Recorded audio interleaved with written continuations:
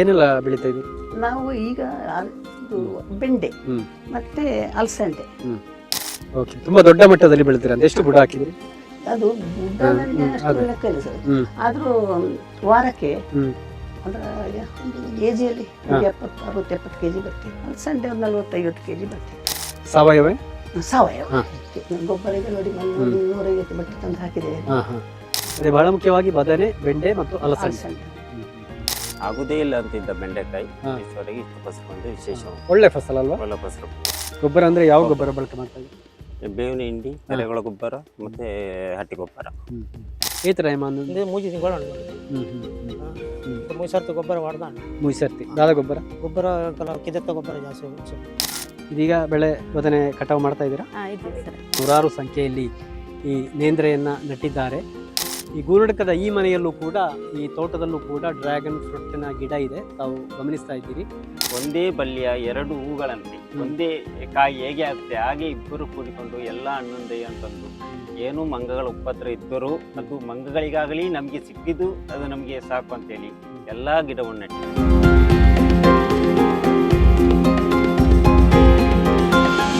ಆತ್ಮೀಯ ವೀಕ್ಷಕರೇ ನಮಸ್ತೆ.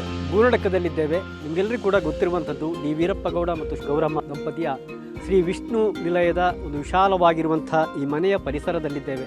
ಗೊತ್ತಿದೆ, ಅವರ ಪುತ್ರರಾಗಿರುವಂಥ ಡಿ ವಿ ಸತೀಶ್ ಮತ್ತು ಡಾಕ್ಟರ್ ಡಿ ವಿ ಲೀಲಾಧರ್ ಎಲ್ಲ ಚಟುವಟಿಕೆಗಳು ಕೂಡ ಮುಂಚೂಣಿಯಲ್ಲಿರುವವರು. ಬಹಳ ಮುಖ್ಯವಾಗಿ ಈ ಒಂದು ಪರಿಸರದಲ್ಲಿ ಮತ್ತು ಅವರ ಮನೆಯಲ್ಲಿ ಒಂದು ಹಸಿರು ಜಗತ್ತಿದೆ. ಅದು ಕೃಷಿಯ ಮೂಲಕ ಇರ್ಬೋದು, ಸಾಮಾಜಿಕ ಚಟುವಟಿಕೆಗಳ ಮೂಲಕ ಇರ್ಬೋದು, ಧಾರ್ಮಿಕ ಚಟುವಟಿಕೆಗಳ ಮೂಲಕ ಇರ್ಬೋದು, ಶೈಕ್ಷಣಿಕ ಜಗತ್ತಿರ್ಬೋದು. ಇಲ್ಲೆಲ್ಲ ಇವರು ಈ ಹಸಿರು ಜಗತ್ತನ್ನು ಪಸರಿಸ್ತಾ ಇದ್ದಾರೆ. ಆದರೆ ಇವತ್ತು ನಾವು ವೀಕ್ಷಕರಿಗೆ ವಿವರಿಸುವಂಥದ್ದು ಇಲ್ಲಿರುವ ಥರದ ತರಕಾರಿಗಳ ಬಗ್ಗೆ. ವಿಶೇಷವಾಗಿ ಡಿ ವಿ ಸತೀಶ್ ಅವರ ಆಸಕ್ತಿಯಿಂದಲೇ ಈ ಪರಿಸರದಲ್ಲಿ ಈ ಬಾರಿ ತರಕಾರಿ ಬೆಳೆ ನಳನಳಿಸಿದೆ. ಹಾಗಾದರೆ ಈ ತರಕಾರಿ ತೋಟ ಮತ್ತು ಅದರ ಜೊತೆಗೆ ಇಲ್ಲಿರುವಂಥ ಹಣ್ಣಿನ ತೋಟ ಎಲ್ಲದರ ಮಾಹಿತಿಯನ್ನು ನೀಡ್ತೇವೆ.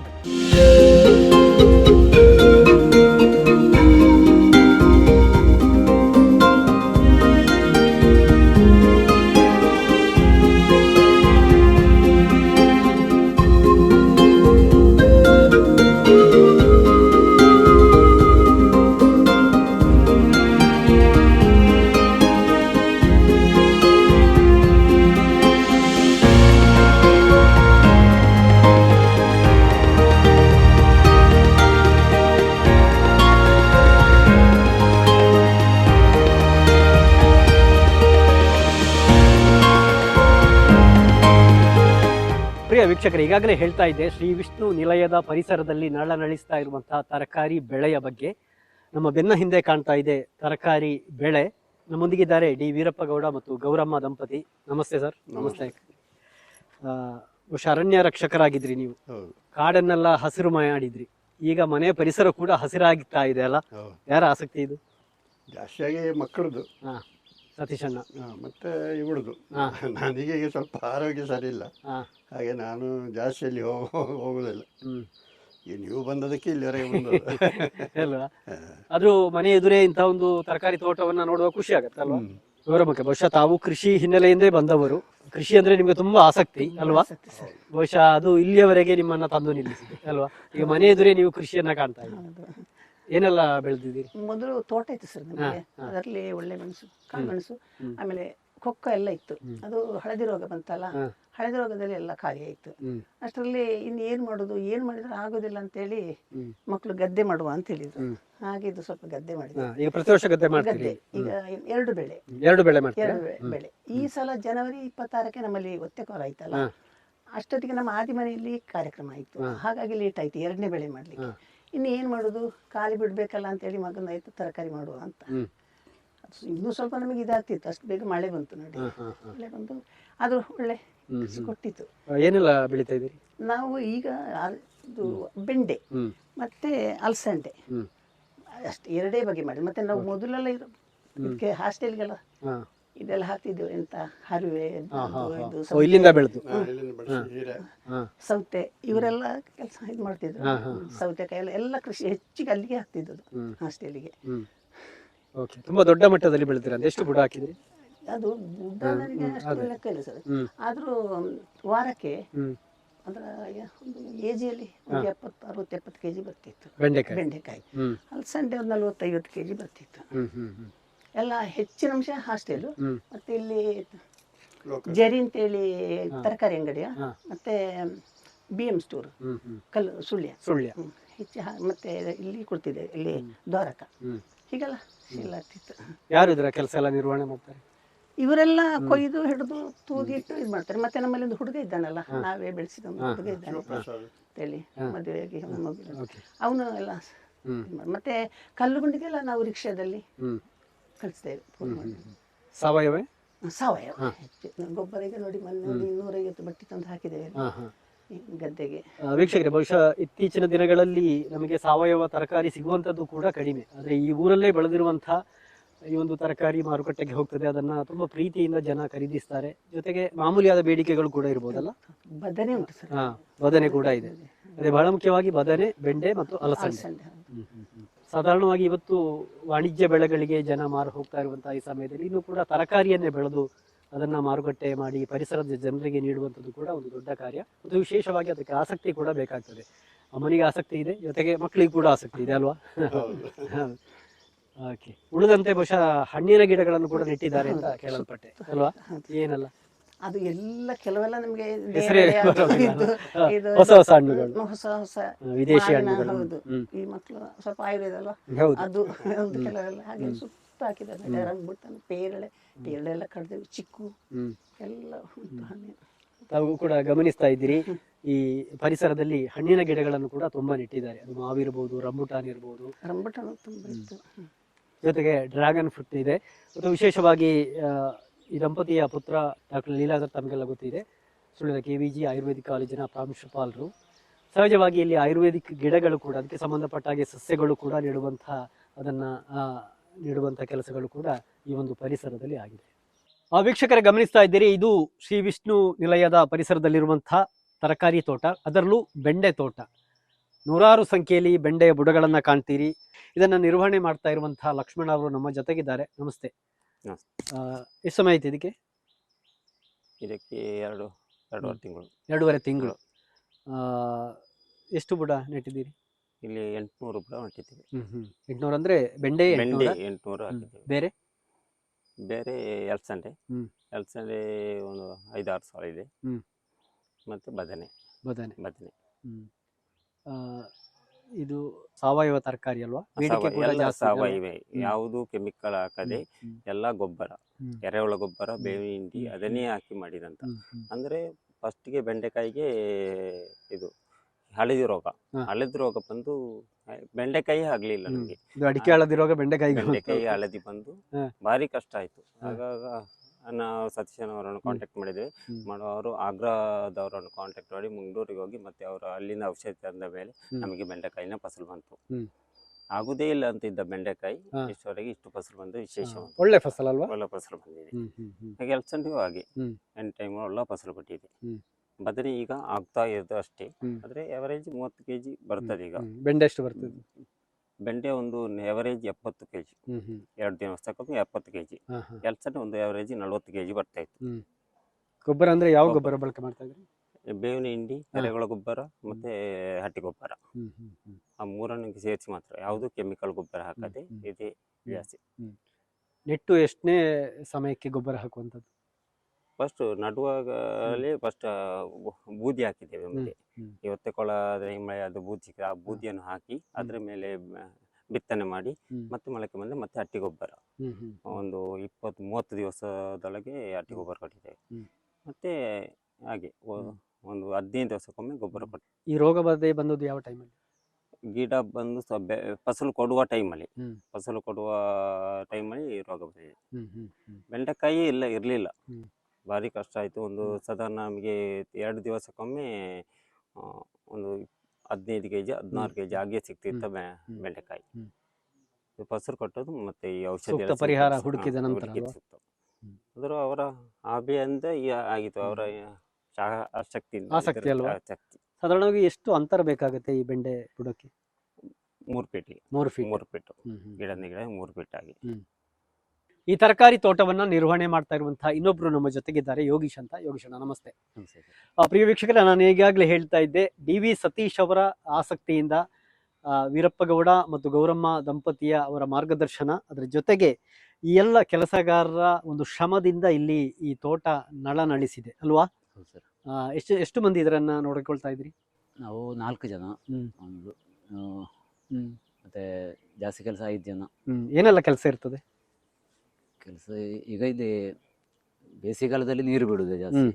ಈಗ ತರಕಾರಿದು ಮಧ್ಯಾಹ್ನವರೆಗೆಲ್ಲ ಇರ್ತದೆ. ಓಕೆ. ಈಗ ಇದು ಫಸಲು ಬಂದು ಟೈಮ್ ಆಯ್ತು, ಈಗ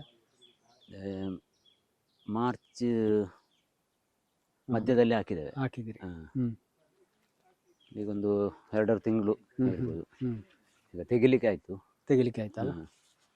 ಇದ್ರ ಜೊತೆಗೆ ಅದು ಲೇಟ್ ಆಗಿ ಹಾಕಿದ್ದು, ಈ ಒತ್ತೆ ಕೋಲ ಟೈಮು, ಆದ ಕಾರಣ ಆಗ್ಲಿಕ್ಕಿಲ್ಲ ಅಂತೆಲ್ಲ ಹೇಳ್ತಾ ಇದ್ರು. ಆಗಿದೆ, ತುಂಬಾ ಆಗಿದೆ ಅಲ್ವಾ? ತುಂಬಾ ಆಗಿದೆ. ಪ್ರಿಯ ವೀಕ್ಷಕರೇ, ಈಗ ನಾವು ಇರುವಂಥದ್ದು ಅಂದ್ರೆ ಬಾಳೆಯ ತೋಟದಲ್ಲಿ. ಇದು ಈ ವಿಷ್ಣು ನಿಲಯದ ಎದುರು ಭಾಗದಲ್ಲಿ ಅವರ ಮನೆಗೆ ಹೋಗುವಂಥ ದಾರಿಯ ಬಲಗಡೆಗೆ ಇರುವಂಥದ್ದು. ಇದರ ನಿರ್ವಹಣೆಯನ್ನು ಮಾಡ್ತಾ ಇರುವಂತಹ ಗೋಪಾಲ್ ರವರು ನಮ್ಮ ಜೊತೆಗಿದ್ದಾರೆ. ಗೋಪಾಲ್ನ ನಮಸ್ತೆ. ಏತ್ ಬಿಡ ಆಜನೂದು ಏತ್ ಮೂಜಿ ತಿಂಗಳು ನೋಡುತ್ತೆ. ಮೂಜಿ ಸರ್ತಿ ಗೊಬ್ಬರ ವಾಡ್ದಾಂಡು. ಮೂಜಿ ಸರ್ತಿ ದಾದ ಗೊಬ್ಬರ ಕಿದತ್ತ ಗೊಬ್ಬರ ಜಾಸ್ತಿ ಕಿದತ್ತ ಗೊಬ್ಬರನೇ ಮಾಡೋದಿಲ್ಲ.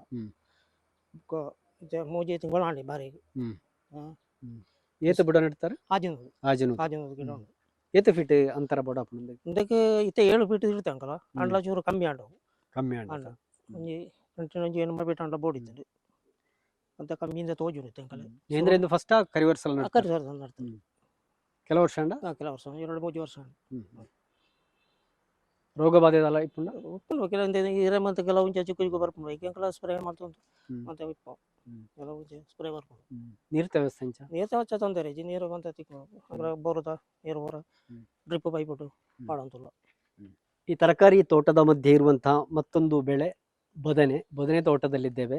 ಇದನ್ನ ನಿರ್ವಹಣೆ ಮಾಡ್ತಾ ಇರುವಂತ ಅಂದ್ರೆ ಎಲ್ಲ ತರಕಾರಿಗಳನ್ನು ಕೂಡ ಜೊತೆಯಾಗಿ ಇವರೆಲ್ಲ ನಿರ್ವಹಣೆ ಮಾಡ್ತಾ ಇದ್ದಾರೆ. ಅಕ್ಕ, ನಿಮ್ಮ ಹೆಸರು? ಗಾಯತ್ರಿ. ನಿಮ್ಮ ಹೆಸರು? ಏನು ಈ ಬದನೆ ವಿಶೇಷ? ಬದನೆ ವಿಶೇಷ ಅಂದ್ರೆ ನಾವು ಎಲ್ಲ ಗಿಡಕ್ಕೆ ಇದು ಗೊಬ್ಬರ ಕೂಸುದು ಮತ್ತೆ ಕಳೆ ತೆಗೆಯುವುದು ಇಂಥದೆಲ್ಲ ಮಾಡಿಕೊಂಡು. ಯಾವ ಬದನೆ ಇದು? ಇದು ಗುಳ್ಳ ಬದನೆ, ಗುಂಡೆ ಬದನೆ. ಹೌದು. ಇದೀಗ ನೆಟ್ಟು ಎಷ್ಟು ಸಮಯ ಆಯ್ತು? 4 ತಿಂಗಳಾಯ್ತು. 4 ತಿಂಗಳಾಯ್ತು. ಗೊಬ್ಬರ ಸಾವಯವ ಗೊಬ್ಬರ, ಕಡಲೆ ಹಿಂಡಿ, ಸಗಣಿ 3 ದಿವಸ ಇಟ್ಟು ಮತ್ತೆ ಇದೀಗ ಬೆಳೆ ಬದನೆ ಕಟಾವು ಮಾಡ್ತಾ ಇದ್ದೀರಾ? ಇದ್ದೀವಿ ಸರ್. ಎಷ್ಟು ಸಿಗ್ತದೆ? ಫಸ್ಟ್ 18 ಮತ್ತೆ ಅಲ್ಲ ಫಸ್ಟ್ 6 21 ಹಿಡಿತಂತಷ್ಟೇ. 40-50 ಅಮ್ಮ ಮಾತಾಡುವಾಗ ಹೇಳ್ತಾ ಇದ್ರು ಭತ್ತ ಬೇಸಾಯವನ್ನು ಕೂಡ ಇಲ್ಲಿ ಮಾಡಲಾಗ್ತದೆ ಅಂತ. ಬಹುಶಃ ತಾವು ಗಮನಿಸ್ತಾ ಇದ್ದೀರಿ. ಇದನ್ನ ನಾಟಿ ಮಾಡುವಂತ ಹೊತ್ತು ಕೂಡ ಸಮೀಪಿಸ್ತಾ ಇದೆ. ಬಹುಶಃ ಮಳೆ ಸ್ವಲ್ಪ ದೂರ ಆಗದ ಕಾರಣ. ಯಾವ ತಳಿ ಇದು? ಇದು ಮೀಟರ್ ಅಂತೇಳಿ, ಮೀಟರ್ ಅಂತ ಒಂದು ಮೀಟರ್ ಅಂತ ಗೊತ್ತಾಯ್ತು. ಅದೊಂದು 10-20 ಹೇಗೆಯಾಗಿ ಬರ್ತದೆ. ಅದೀಗ ನಾವು ಅಲ್ಲಿ ಹಾಕೋದು. ಅಲ್ಲಿಗೆ ಏನಂದ್ರೆ ಈ ಎಲ್ಲ ಆಗಿ ತರಕಾರಿ ಹಾಗೆ ಇವತ್ತಿಗೆ 10 ದಿವಸ ಆಯ್ತು ಈ ಬೀಜ ಇಲ್ಲಿ ಹಾಕಿ. 18ಕ್ಕೆ ಹಾಕಿದ್ದು ಜೂನ್. ಇನ್ನು ಜುಲೈ 18 ಆದ ಕೂಡಲೇ ನೆಡಬೇಕು. ಇಲ್ಲಿ ತೆಗೆದು ಅಲ್ಲಿ ಕೊಂಡೋಗಿ ನೆಡಬೇಕು ನಾವು. ಇಲ್ಲಿ ಬೇಸಾಯಕ್ಕೆ ಇಲ್ಲಿನವರೇ ಸಿಗ್ತಾರಾ? ಕೆಲಸದವರು ಸಿಗ್ತಾರೆ ಇಲ್ಲಿ. ನೋಡ್ತಾ ಇದ್ದೀರಿ, ತುಂಬಾ ವಿಧದ ತರಹೇವಾರಿ ಬೆಳೆಗಳು ಕೂಡ ಇಲ್ಲಿ ಇರುವಂಥದ್ದು. ಇಲ್ಲಿ ಒಂದು ಬಾಳೆ ಇದೆ, ಒಂದಷ್ಟು ಬಾಳೆಗಳಿವೆ. ಇದರ ಗಾತ್ರವನ್ನು ಕೂಡ ನೀವು ಗಮನಿಸ್ತಾ ಇದ್ದೀರಿ. ಈ ಪರಿಸರದ ಮತ್ತೊಂದು ಪಾರ್ಶ್ವದಲ್ಲೂ ಕೂಡ ನೇಂದ್ರೆಯ ತೋಟ ಇದೆ. ತಾವು ಗಮನಿಸ್ತಾ ಇದ್ರಿ, ನನ್ನ ಬೆನ್ನು ಹಿಂದುಗಡೆ ಕೂಡ 100 ಸಂಖ್ಯೆಯಲ್ಲಿ ಈ ನೇಂದ್ರೆಯನ್ನ ನಟ್ಟಿದ್ದಾರೆ. ತಮಗೆಲ್ಲ ಗೊತ್ತಿರಬೇಕು, ಬಹುಶಃ ಈ ಭಾಗದಲ್ಲಿ ಅಡಿಕೆಗೆ ಹಳದಿ ರೋಗ ಬಂದಂತಹ ಸಂದರ್ಭ. ಇಲ್ಲೆಲ್ಲ ತೋಟಗಳಿತ್ತು, ಆದರೆ ಈಗೆಲ್ಲವೂ ಕೂಡ ಅಡಿಕೆ ಬೆಳೆಗೆ ಇಲ್ಲಿ ಭವಿಷ್ಯ ಇಲ್ಲ ಎನ್ನುವುದನ್ನು ಕಂಡುಕೊಂಡ ಸತೀಶ್ ಅವರು ಇರ್ಬೋದು, ಅವರ ತಂದೆ ತಾಯಿ ಇರ್ಬೋದು, ಇಲ್ಲಿ ಪರ್ಯಾಯ ಬೆಳೆ ಅಂತಲ್ಲ, ಉಪ ಬೆಳೆಯಾಗಿ ಈ ಒಂದು ತರಕಾರಿ ಬೆಳೆಯನ್ನು ಬೆಳೆಸ್ತಾ ಇದ್ದಾರೆ, ಬಾಳೆ ಬೆಳೆಯನ್ನು ಬೆಳೆಸ್ತಾ ಇದ್ದಾರೆ. ಡ್ರ್ಯಾಗನ್ ಫ್ರೂಟ್ ಇತ್ತೀಚಿನ ದಿನಗಳಲ್ಲಿ ಸುಳ್ಯ ತಾಲೂಕಿನಲ್ಲೂ ಕೂಡ ಯಥೇಚ್ಛವಾಗಿ ಬೆಳೆಯಲಾಗ್ತಾ ಇದೆ. ಈ ಗೂನಡಕದ ಈ ಮನೆಯಲ್ಲೂ ಕೂಡ, ಈ ತೋಟದಲ್ಲೂ ಕೂಡ ಡ್ರ್ಯಾಗನ್ ಫ್ರೂಟಿನ ಗಿಡ ಇದೆ, ತಾವು ಗಮನಿಸ್ತಾ ಇದ್ದೀರಿ. 2 ಬಗೆಯ ಡ್ರ್ಯಾಗನ್ ಫ್ರೂಟ್ಗಳು ಇಲ್ಲಿ ಬೆಳೆಯಲಾಗ್ತಾ ಇದೆ. ಸುಮಾರು 30ರಷ್ಟು ಗಿಡಗಳು ಇಲ್ಲಿವೆ. ಈ ಭಾಗದಲ್ಲಿ ಪೂರ್ತಿ ಹಣ್ಣಿನ ಗಿಡಗಳು, ಹಣ್ಣಿನ ಮರಗಳು ಇರುವಂಥದ್ದು. ಲಕ್ಷ್ಮಣ್ರೆ, ಏನೆಲ್ಲ ಇದೆ ಇಲ್ಲಿ? ಮ್ಯಾಂಗೋಸ್ಟಿನ್, ಡ್ರ್ಯಾಗನ್ ಫ್ರೂಟ್, ಮತ್ತೆ ಜ್ಯೂಸುಲಿ, ಲಿಂಬುಲಿ, ಮತ್ತೆ ರಾಮಫಲ, ಸೀತಾಫಲ, ಮತ್ತೆ ಇನ್ನೂ ನಮಗೆ ಬಗೆ ಬಗೆಯ ಅವರೇ ಅವರು ಇಬ್ಬರು ಒಂದೇ ಬಳ್ಳಿಯ 2 ಹೂಗಳಂತೆ, ಒಂದೇ ಕಾಯಿ ಹೇಗೆ ಆಗುತ್ತೆ ಹಾಗೆ ಇಬ್ಬರು ಕೂಡಿಕೊಂಡು ಎಲ್ಲ ಹಣ್ಣುಂದೆಯ ಅಂತಂದು, ಏನು ಮಂಗಗಳ ಉಪದ್ರ ಇದ್ದರೂ ಅದು ಮಂಗಗಳಿಗಾಗಲಿ ನಮ್ಗೆ ಸಿಕ್ಕಿದ್ದು ಅದು ನಮ್ಗೆ ಸಾಕು ಅಂತೇಳಿ ಎಲ್ಲಾ ಗಿಡವನ್ನು ನೆಟ್ಟಿದ್ದಾರೆ. ಕೆಲವು ಫಸಲು ಕೊಟ್ಟಿದೆ, ಇನ್ನು ಕೆಲವು ಫಸಲು ಇನ್ನು ಕೊಡುವಂತ ಗಿಡಗಳು ಏನೋ ಐತೆ. ವೀಕ್ಷಕರೇ, ನೋಡಿದ್ರಲ್ಲ ಈ ಗೂನಡಕದ ದೋಳ ಮನೆಯ ಹಸಿರು ಸಾಮ್ರಾಜ್ಯವನ್ನ. ಹಣ್ಣಿನ ಬೆಳೆಗಳು, ತರಕಾರಿ ಬೆಳೆಗಳು ಎಲ್ಲವೂ ಕೂಡಿ ಈ ಒಂದು ಇಡೀ ತೋಟ ಮತ್ತು ಈ ಮನೆಯ ಪರಿಸರ ನಳಿಸ್ತಾ ಇರುವಂತಹ ಬಗೆಯನ್ನ ನೋಡಿದ್ದೀರಿ. ಈ ಗೂನಡಕದ ಈ ಪರಿಸರದಿಂದ ರಿಪೋರ್ಟರ್ ಕೃಷ್ಣ ಬೇಟ, ಕ್ಯಾಮರಾ ಪರ್ಸನ್ ಕೌಶಿಕ್ ರಾಮ್ ಬಳ್ಳಕ ಜೊತೆ ನಾನು ದುರ್ಗಾಕುಮಾರ್ ನಾಯಕರೆ, ಸುದ್ದಿ ನ್ಯೂಸ್, ಸುಳ್ಯ. ನಮಸ್ತೆ ವೀಕ್ಷಕರೇ, ಸುದ್ದಿ ನ್ಯೂಸ್ ಬುಲೆಟಿನ್ಗೆ ಸ್ವಾಗತ. ನಾನು ರೇಖಾ ಸುಭಾಷ್.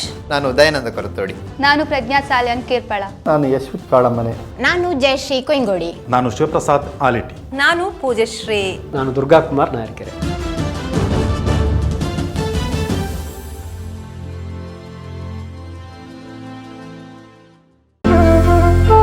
ಅತ್ತೆ, ಇದು ನನ್ನ ಬರ್ಡೇ ಗಿಫ್ಟ್. ಇದೆಲ್ಲ ಜೀವನದಲ್ಲಿ ನನಗೋಸ್ಕರ ತಗೊಂಡ್ಬಂದಿದ್ದಾರೆ. ನಿನ್ ಮೇಲೆ ತುಂಬಾ ಚೆನ್ನಾಗಿ ಕಾಣುತ್ತೆ.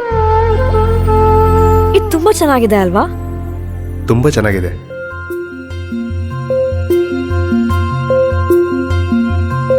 It will look really good on you. Amma? Huh? Mother is always son's first love.